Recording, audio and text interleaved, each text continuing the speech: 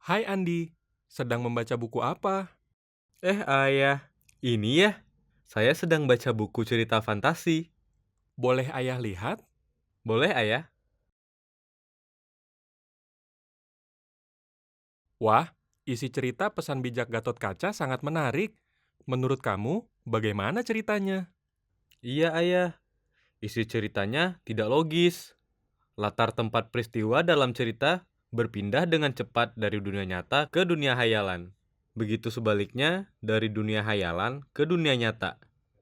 Tokoh-tokohnya pun ada tokoh Arga dari dunia nyata, ada tokoh Gatot Kaca dari dunia pewayangan, dan tokoh Superman dari dunia khayalan. Wah, wah, wah, ternyata kamu memang sudah memahami isi ceritanya. Terima kasih, Ayah. Bisakah kamu menyimpulkan tokoh beserta wataknya, latar, dan alur ceritanya, kemudian menceritakan kembali isi cerita itu buat ayah? Baik ayah, Andi pelajari dulu. Nanti selesai makan malam, Andi ceritakan kepada ayah dan ibu di ruang keluarga. Baiklah Andi, nanti ayah tunggu ya.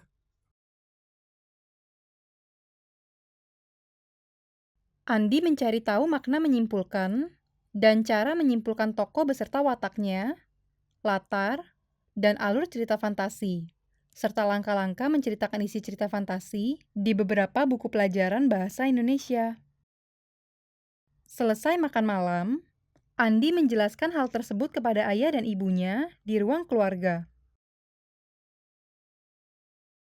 Menyimpulkan adalah kegiatan memberi kesimpulan, yaitu menetapkan pendapat berdasarkan apa yang diuraikan dalam cerita. Menyimpulkan tokoh cerita fantasi adalah menetapkan pendapat tentang tokoh yang terdapat dalam cerita. Tokoh adalah pemegang peran atau pelaku dalam cerita. Peran tokoh dalam cerita terbagi 3 jenis, yaitu tokoh utama, tokoh pendamping, dan tokoh pembantu. Tokoh utama adalah tokoh pemeran utama dalam cerita. Tokoh pendamping adalah tokoh yang masuk ke dalam kehidupan tokoh utama. Tokoh pembantu adalah tokoh yang kemunculannya tidak memengaruhi kehidupan tokoh utama. Setiap tokoh mempunyai watak yang berbeda-beda. Watak merupakan sifat batin manusia yang memengaruhi segenap pikiran dan tingkah laku. Watak disebut juga tabiat atau karakter. Kesimpulan tokoh dan watak cerita fantasi pesan bijak Gatot Kaca adalah sebagai berikut ini. Tokoh-tokoh dalam cerita adalah Arga sebagai tokoh utama yang berwatak pemalas dan suka mengeluh, Gatot Kaca sebagai tokoh pendamping yang berwatak satria, taat perintah, dan rela berkorban, dan Superman sebagai tokoh pembantu yang berwatak suka merajuk. Tokoh yang ada dalam kehidupan nyata yaitu Arga, dan tokoh-tokoh yang tidak ada dalam kehidupan nyata yaitu Gatot Kaca dan Superman. Tokoh dalam cerita fantasi dapat melakukan hal yang ajaib atau tidak logis. Contohnya, dari telunjuk Gatot Kaca, keluar sinar ke tubuh Arga. Seperti sulap, Arga langsung berpakaian layaknya tokoh pewayangan. "Halo, saya datang. Bolehkah saya ikut bersama kalian?" kata Superman yang tiba-tiba muncul dari poster. Menyimpulkan latar cerita fantasi adalah menetapkan pendapat tentang latar yang terdapat dalam cerita. Latar adalah keterangan mengenai tempat, waktu, dan suasana peristiwa dalam cerita. Kesimpulan latarnya adalah sebagai berikut ini. Latar yang terdapat dalam cerita fantasi ini lengkap, yaitu terdapat latar tempat, latar waktu, dan latar suasana. Latar tempat non-fiktifnya adalah di kamar tidur Arga. Latar tempat fiktifnya yaitu negeri wayang, seperti Gunung Jamur-Dipa dan tempat perang Baratayuda. Latar waktu kejadian peristiwa adalah saat sore hari. Latar suasana dalam cerita yaitu suasana berantakan dan hening, suasana menegangkan, suasana menggelikan, suasana mengharukan, dan suasana bersemangat. Menyimpulkan alur cerita fantasi adalah menetapkan pendapat tentang alur yang terdapat dalam cerita. Alur adalah urutan peristiwa atau rangkaian peristiwa dalam cerita. Ada 3 jenis alur.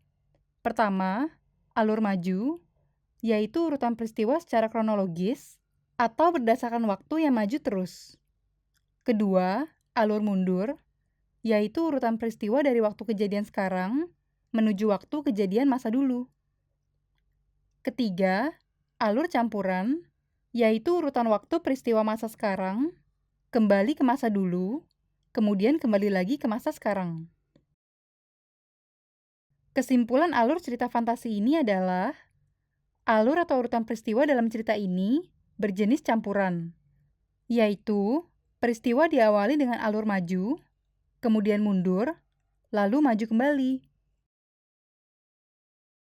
Selanjutnya, menceritakan kembali isi cerita fantasi secara lisan adalah mengulang cerita fantasi yang sudah dibaca tanpa menghilangkan ide cerita dan peristiwa-peristiwa penting dalam cerita dengan suara dan intonasi yang jelas dan menggunakan gaya bahasa sendiri.